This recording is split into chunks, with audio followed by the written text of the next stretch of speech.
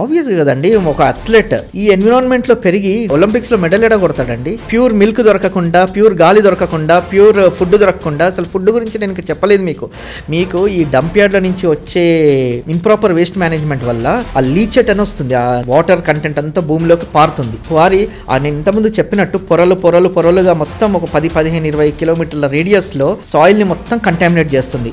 అందులో heavy metals depositions ఉంటాయి, organic pollutants ఉంటాయి, XYZ అన్ని పొల్యూటెంట్స్ ఉంటాయి. మనం ఏం చేస్తాము, హైదరాబాద్ కి ఫుడ్ కూరగాయలు ఇచ్చేది ఎక్కడ, రంగారెడ్డి డిస్టిక్ నుంచి వస్తుంది. సో ఈ రంగారెడ్డి డిస్టిక్ లోనే డంప్ యార్డ్స్ ఉన్నాయి. చుట్టుపక్కల ల్యాండ్స్ లలో మంచిగా వెజిటేబుల్స్, ఆకుకూరలో పెడతారు.